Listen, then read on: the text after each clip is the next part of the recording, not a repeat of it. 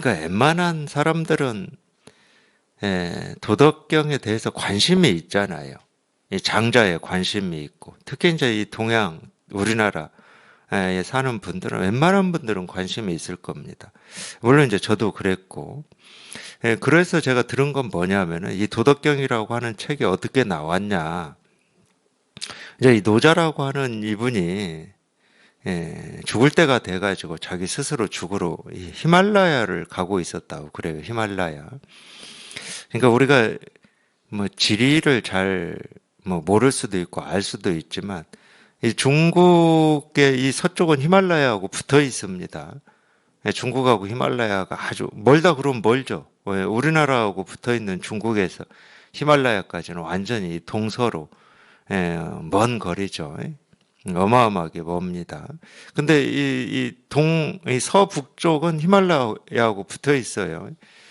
그쪽에 살았는지는 제가 모르겠지만 스스로 죽으러 히말라야를 가고 있었는데 이 국경을 지키는 이 병사한테 잡혔다고 그래요. 이 노자가. 물론 이런 말은 전부 제가 볼 때는 거의 만들어진 말입니다. 근데 그 병사가 마침 이 노자의 이런 이 가르침을 흠모하고 따르는 분이었다고 그럽니다.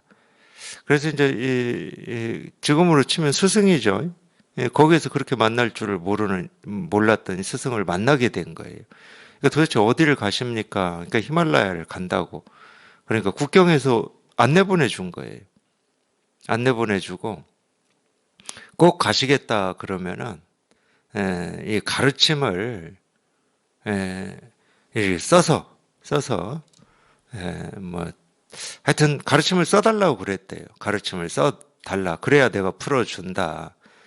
그렇게 해서 쓴 게 도덕경이다. 뭐 이렇게 얘기 제가 어디에선가 들었어요. 저 뭐 출처는 모르겠지만 하여튼 그럴듯하긴 해요. 왜 그럴듯하냐. 그 이야기가 사실이냐 아니냐를 떠나서 아니 이거는 말할 수가 없고 어떻게 그 글자로 표현할 수가 없는데 이거를 이 글자로 표현을 해야 될 상황이 된 거예요. 노자 입장에서는.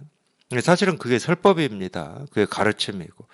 석가모니 부처님이 49년 동안 하신 게 또 그거예요. 말할 수 없는 거를 말로 표현한 겁니다. 우리가 그걸 가르침이라고 그래요.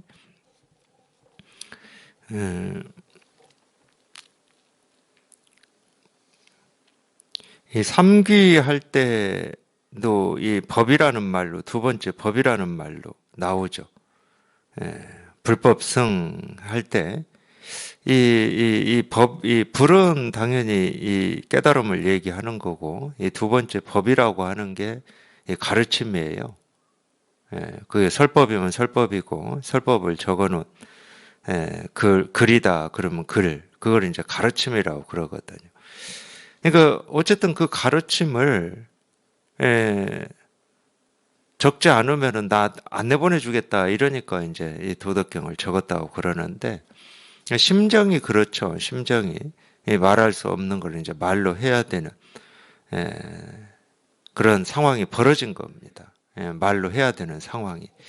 이제 그 입장에서 이 도덕경을 보면은 조금 도움이 되는 면이 있을 겁니다. 약간 도움이 될 겁니다, 아마. 그러니까 아무리 우리가 이 도라는 말을 해도 이 도라는 말이 우리 본래 마음일 수는 없거든요. 우리 본래 마음이라고 하는 거는 이 도라는 이름을 붙여야 될 이유가 없어요. 그러니까 예를 들면 이런 거죠. 자기가 목이 말라요. 목이 말라서 우리가 이름을 붙이기는 그걸 물이라고 이름을 붙였는데 물을 마셨단 말이에요. 물을 직접 마시는 게 중요한 거지. 그게 물이다, 물이 아니다, 물이냐, 물이 아니다, 옳으냐, 그르냐를 아는 거. 그리고 이게 이 이름이 물이다라고 하는 거는 아무 상관이 없거든. 그걸 마셔서 그냥 목마름이 해결이 되는 게, 뭐라고 그래야 합니까? 이 목마름을 해결하는 유일한 답인 거죠.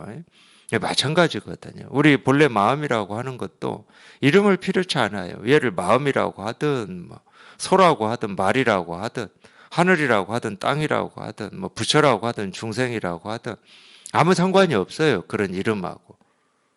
그냥 이거일 뿐이거든. 그러면 이제 그때부터 이제 일이 벌어지는 겁니다. 그러면 이제 이거를 말로 표현을 해야 된다. 이 말로 표현한다는 건 전부 둘로 나누어서 한다는 거예요. 나눌 수 없는 걸 둘로 나누는 겁니다. 이걸 철학에서는 근본과 현상이라고 그래요. 근본과 말단. 철학에서는 그렇게 얘기하고, 이 중국의 사상에서는 상과 성이라고 그랬습니다. 성은 우리 근본을 얘기하고 상은 이 모습의 세계를 얘기했고, 이 체와 용이라고 더했죠. 이 체는 본체라는 얘기예요. 본체, 본바탕. 용은 이 쓰는 거니까 우리가 쓰는 거, 이 보고 듣고 느끼고 알고 뭐 우리가 뭐 이렇게 손대고 어쩌고 하는 건 다 모습 지어진 거잖아요. 현상 세계입니다. 그러니까 이렇게 이 기본적인 방식이거든요. 예나 지금이나 이 설법도 마찬가지예요. 부처와 중생을 왜 얘기하냐? 부처와 중생이 따로 있어서 얘기하는 게 아닙니다. 이 깨달음과 어리석음을 왜 얘기하냐? 깨달음과 어리석음이 따로 있어서 얘기하는 게 아니에요. 그렇게 따로 있다고 분별하는 것은 중생심이죠. 그러니까 생겨나가지고 이 세상을 살아가는 거의 모든 사람들은 이유도 뭔지 모르는 채 그렇게 분별만 하고 사는 겁니다. 그래서 깨달음이 있을 거라고 생각하고 지금 내가 살아가고 있는 이 모습 세계는 현상 세계라고 하고, 그러니까 자기 스스로가 이 근본과 현상을 나누어서 따로 있다고 착각하기 때문에 어쩔 수 없이 그 중생의 병을 치료하기 위해서 근본과 현상을 얘기하는 거고, 부처와 중생을 얘기하는 거고, 깨달음과 어리석음을 얘기하는 겁니다.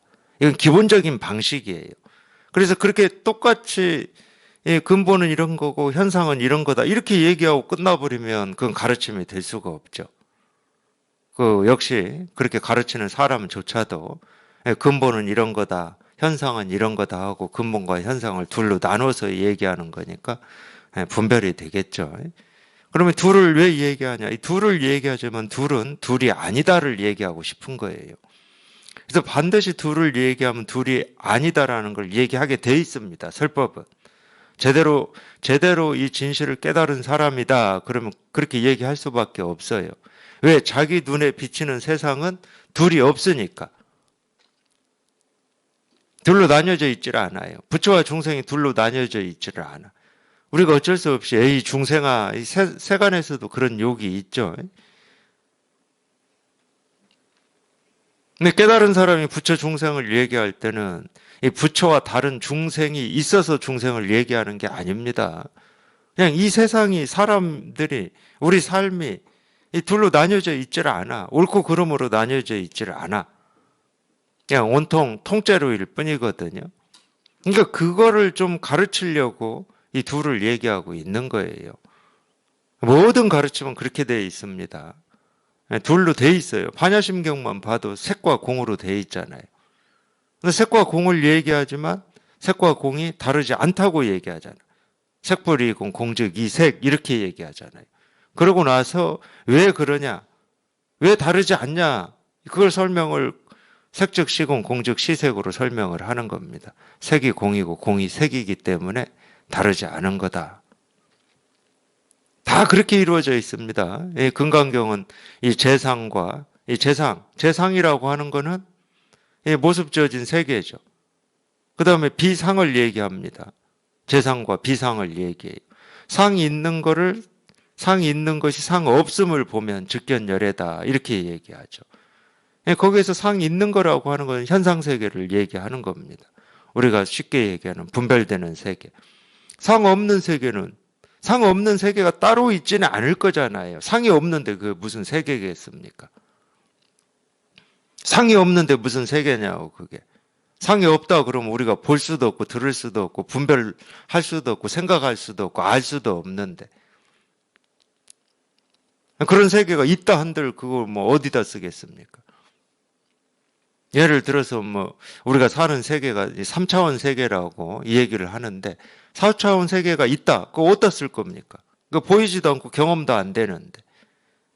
이 깨달음은 그런 게 아니에요. 이 정신세계다. 그러니까 무슨 뭐 신기하고 보이지 않는 세계고 뭐 이런 게 아니야. 그런 건 있으나 없으나 뭐 아무 소용도 없어요. 네, 그런 게 아니고 지금 당장 이렇게 눈앞에 분명한 거거든요. 이 모습지어진 세계 속에서 이렇게 확인이 되고 생생한 살아있는, 그걸 우리가 깨달음이라고 하는 거지. 이 모습지어진 세계하고 상관이 없는 다른 세계다. 그러면 굳이 우리가 왜 공부를 해야 됩니까? 우리가 죽고 나서 가는 뭐 어떤 천국이고 천당이다. 뭐하러 공부해요, 그거를? 지금 당장 이 모습지어진 세계 속에서 이런저런 옳고 그러고 좋고 싫고라는 이런 생각이나 기분이나 느낌을 가지고 살아가는 이 세계 속에서 실현이 돼야 될 거 아니에요.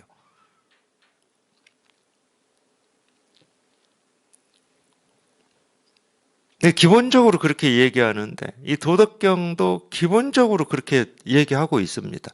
이 도와 명으로 얘기해요. 도덕경은. 도와 명으로 딱 얘기합니다. 명은 이름이잖아요. 이름. 이름이라고 하는 것은 전부 모습 지어진 세계입니다. 모습 지어진 세계는 이름으로 되어 있어요. 전부 이름을 붙였죠. 물론 우리가 이 모습을 컵이라는 이름으로 부르고는 있지만 얘가 컵은 아니죠. 우리가 이름을 붙였을 뿐이지. 얘 스스로가 컵일 수는 없어요. 우리가 컵이라고 보자고 약속을 한 겁니다. 우리는 앞으로 얘를 컵이라고 부를 거니까 이런 모습을 보기만 하면 너도 컵으로 알고 뭐 나이 든 사람이든 어린 사람이든 뭐 남자든 여자든 이걸 컵으로 다 알아라 이런 말이에요. 그러니까 이 이름을 짓는다는 거는 쉽게 말해서 세간에서는 법이에요. 법.